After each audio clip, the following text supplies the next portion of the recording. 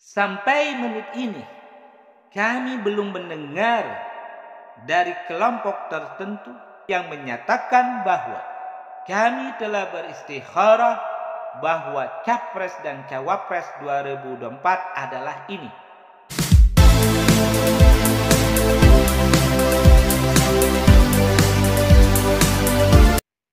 Assalamualaikum warahmatullahi wabarakatuh. Sahabat yang dimuliakan oleh Allah, selamat berjumpa kembali dengan kajian Akal Sehat dan Hati Selamat. Dalam kajian ini kami akan menjawab sebuah pertanyaan dari sahabat kita yang isinya adalah, Ceng Nur, bagaimana menurut Ceng Nur tentang Pilpres 2024? Wah, ini pertanyaannya menarik.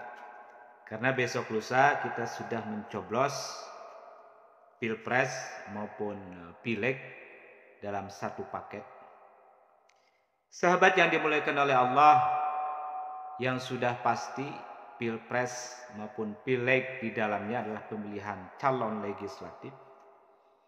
Bagi kita adalah sebagai umat muslimin, Pilpres maupun Pileg adalah merupakan hajatan besar yang terjadi di Indonesia, yaitu hajatan besar politik Indonesia yang terjadi 5 tahun sekali.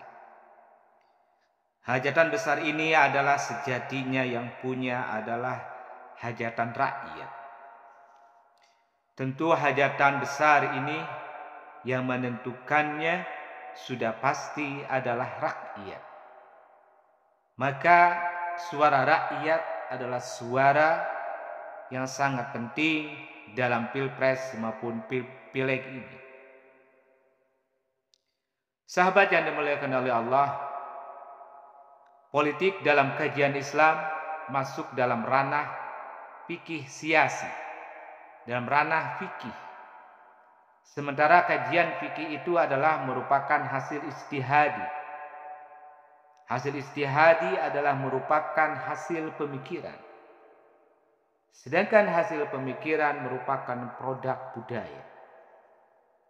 Nah, kerangka ini harus kita jadikan pijakan. Politik adalah sebagai hasil ijtihadi, hasil berpikir, hasil berijtihad terhadap teks Al-Quran maupun teks keagamaan lainnya. Politik adalah merupakan bagian daripada furu', bukan yang bersifat adalah asasi, esensi dalam hal ini adalah teologi. Jadi semua ulama dalam kajian ini memiliki pendapat satu sama lainnya. Begitu juga kita sebagai masyarakat memiliki pendapat juga masing-masing. Yang pasti hendaklah politik ini kita ambil hikmahnya sebagai pemersatu bangsa, yang pasti adalah Bhinneka Tunggal Ika, berbeda-beda kita ini dalam berpandangan tentang politik. Yang pastinya adalah menghasilkannya adalah satu, yaitu bagaimana politik ini menciptakan baldatun thayyibatun wa rabbun ghafur. Pertanyaan yang paling esensi adalah, karena kita sebagai muslimin, yang pasti adalah untuk era sekarang ini, sistem demokrasi yang sedang dijalankan di Indonesia adalah merupakan salah satu pilihan yang telah berlangsung di Indonesia. Tentu sistem politik ini adalah kita serahkan kepada para ahlinya. Namun kita sebagai muslimin punya pijakan yang utama dalam memilih seorang pemimpin. Laqad kana lakum fi Rasulillahi uswatun hasan. Pijakan yang utama ini adalah kita memandang kepada Rasul, dalam hal ini adalah Sayyiduna Muhammad sallallahu alaihi wasallam, sebagai panutan dalam segala hal.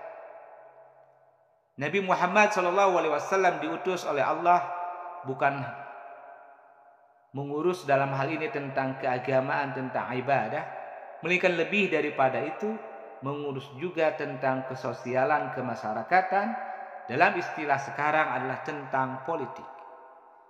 Nah, berlandaskan ini, maka calon pemimpin dalam Islam adalah kita berpijak yang pertama sifat daripada Rasulullah SAW, yaitu sidik.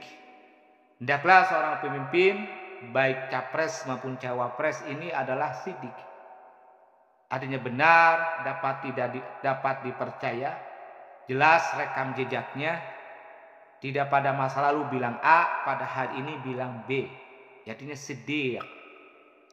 Sifat yang kedua adalah amanah. Amanah dalam hal ini adalah mungkin akuntabilitas. Amanah artinya memegang amanah. Pemimpin ini betul-betul ada seorang pemimpin memegang bahwa amanah yang terbesar inilah amanah rakyat dan tidak pernah mencirdai terhadap pesan daripada rakyat, yang mana rakyat adalah berkeinginan berhidup sejahtera, yang mana rakyat adalah senantiasa berkeinginan hidup bagaimana senantiasa halal, tidak pernah berkeinginan bagaimana memakan sesuatu hal-hal yang bersifatnya haram dalam konteks fikih. Yang ketiga adalah sifat daripada pemimpin sebagaimana ada dalam jiwa Rasulullah, yaitu tabligh. Hendaknya transparansi jelas. Dan yang terakhir adalah seorang pemimpin yang keempat adalah fatonah, yaitu cerdik. Nah, dari keempat sifat ini, yaitu sidik, amanah, tabligh, fatonah, hendaklah dipakai ukuran oleh kita sebagai muslim. Ukuran kita adalah bukan ukuran karena hawa nafsu, karena melihat seseorang daripada satu sisi, karena melihat dari seseorang daripada partainya, tapi kita harus melihat secara komprehensif, secara keseluruhan. Tentu adalah kita dalam hidup sehari-hari hendaklah kita senantiasa diajarkan oleh agama bagaimana beristikharah. Ketika kita menghadapi suatu permasalahan, suatu pilihan, kita senantiasa melakukan istikharah. Nah, apakah dalam memilih capres dan cawapres pada hari ini yang sebagian telah digaungkan oleh beberapa kelompok yang mengatasnamakan adalah ulama, sehingga muncul adalah hasil ijtima' para ulama, namun kita belum pernah mendengar hasil istikharah para ulama. Hendaklah kalaulah ada ijtima' ulama, pasti di dalamnya harusnya adalah hasil istikharah. Namun kita sebagai rakyat belum mendengarkan pendapat dari kelompok tertentu, baik itu adalah lembaga kemasyarakatan yang berbasis keagamaan maupun lembaga kemasyarakatan yang berbasis sosial dan berbasis yang lainnya, yang menyatakan bahwa hasil kami dari istikharah seorang capres maupun cawapres adalah ini. Itu belum kita dengar. Namun kita sebagai rakyat yang akan memilih pada esok hari, kalaulah benar-benar ingin memilih calon pemimpin yang sesuai dengan sifat Rasulullah, hendaklah beristikharah. Karena kalau kita sudah beristikharah, begitu tepat kita memilih, adalah kita mendapat kebaikan dua. Namun setelah istikharah, misalkan hasilnya adalah tidak tepat, kita pun masih dapat kebaikan, yaitu satu. Minimal kita telah melakukan salah satu ajaran daripada agama.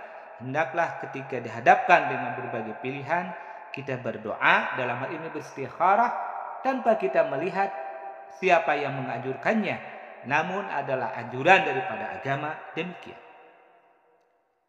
Sahabat yang dimuliakan oleh Allah, kalaulah benar-benar pemimpin yang ada di Indonesia ini, capres, cawapres, ada merupakan pilihan, adalah merupakan catatan daripada Allah dan Rasulnya, maka negara ini akan menjadi baldatun thayyibatun wa rabbun ghafur. Artinya kalaulah ada capres dan cawapres memiliki sifat yang keempat ini, maka pertanyaan kita selanjutnya adalah, apakah benar capres dan cawapres ini merupakan hasil pingitan atau kepercayaan atau pilihan Allah dan Rasulnya?